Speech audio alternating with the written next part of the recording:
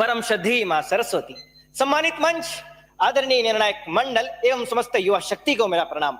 मैं अविरल संविधान दिवस पर 11 संकल्प के विषय पर अपने विचार लेकर उपस्थित हूँ। भारत एक ऐसा देश है मान्यवर जिसकी नींव ही नैतिकता और आदर्शों पर रखी गई हो, इसलिए विश्व पटल पर आज भी जो बलूच का व्यक्ति है वो भारत से उम्मीदों की दृष्टि से देखता है। तो विश्व में अगर कहीं युद्ध होते हैं तो वहां पर देखा जाता है कि भारत को संधि के लिए बुलाया जाता है। और इसलिए हमने युद्ध, क्योंकि हमने युद्ध नहीं बुद्ध दी है, हमने क्रांति नहीं अपितु शांति दी है।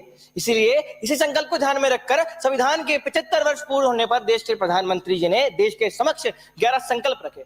मान्यवर, जब मैं इन संकल्पों पर दृष्टि डालता हूं तो मुझे महिला नेतृत्व नजर आता है। तो मुझे याद आती है राजस्थान की हाड़ा रानी की, जिन्होंने अपने शीश को थाली में सजाकर मातृभूमि के लिए समर्पित किया। तो मुझे याद आती है अहिल्याबाई होलकर की, जिन्होंने अपनी जनता पर सर्वस्व न्यौछावर करके एक विश्व के लिए मजबूत नेतृत्व का परिचय दिया। इन्हीं संकल्पों में जब गुलामी की मानसिकता से ऊपर उठकर वर्तमान में हम इंडिया गेट पर विदेशी प्रतिमा को हटाकर सुभाष चंद्र बोस को स्थापित करते हैं, तो हम हमारे देश में विदेशी मेहमानों को गीता त्रिवेणी संगम का जल भेंट कर भारत की भव्य विरासत को दिखाते हैं। तो पूरा विश्व का कोना कोना बोलता है भारत भाग्य विधाता। ये आरंभ है संविधान की गौरव यात्रा का। और अब कल्पना कीजिए मान्यवर, कैसा होगा जब इस देश के संविधान को 100 वर्ष पूर्ण होंगे। कैसा होगा जब इस देश का प्रत्येक नागरिक 11 संकल्पों का आत्मसात कर अपनी भाषा, भूषा, भजन, भवन, भोजन में भारतीयता लाएगा। कैसा होगा जब राजा का बेटा ही राजा बन सकता है, ऐसी मानसिकता को नकारेगा। कैसा होगा जब इस देश के अंदर हम भ्रष्टाचार से मुक्त होकर नीति युक्त तरीके से मां लक्ष्मी को अपने घर में लाएंगे। तो कैसा होगा जब इस देश के अंदर मंगल संवाद के माध्यम से घरों में हम परंपराओं पर चर्चा करेंगे। कैसा होगा जब मंगल संवाद के माध्यम परंपराओं पर चर्चा करके उनकी भव्यता, उनकी प्रामाणिकता और उनकी वैज्ञानिकता पर गर्व करेंगे। तो कैसा होगा जब इस देश के संविधान का हम सम्मान करेंगे।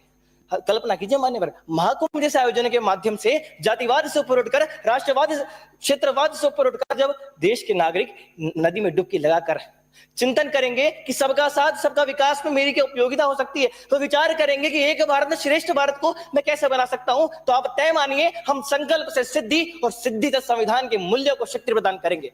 आज आवश्यकता है हम सभी नागरिकों को एक ऐसे व्यक्तित्व का रथ बनाने की जिसके आगे के दो पहिए समानता और भाईचारे की हो, पीछे के न्याय और नवाचार के हो, तो उसकी लगाम आध्यात्मिक बिंदु की होगी। जहां देश के जवान हमारे शरीर पर वर्दी को धारण करते हैं, जिस दिन से मेरा देश का युवा, हमारे देश का प्रत्येक नागरिक अपनी आत्मा पर वर्दी को धारण करके एक स्वयं सेवक की भांति अपने मातृभूमि के प्रति अपने कर्तव्यों का निर्वहन करेगा।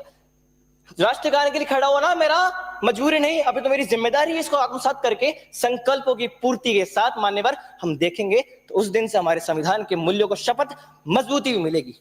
अंत में हमको भारत को विश्व गुरु बनाना है, इसमें प्रभुत्व जमाने के लिए नहीं, अब तो विश्व का मार्गदर्शन करने के लिए, विश्व का कल्याण के लिए भारत परम वैभव को हमें प्राप्त होता हुआ नजर आएगा। तो अंत में बस इतना ही कहना चाहूंगा, हम हैं स्वयं सेवक, हमें ना चाहे यशगान की, हम पूजा के पुष्प हैं, आरती में भारती। बहुत बहुत धन्यवाद। 18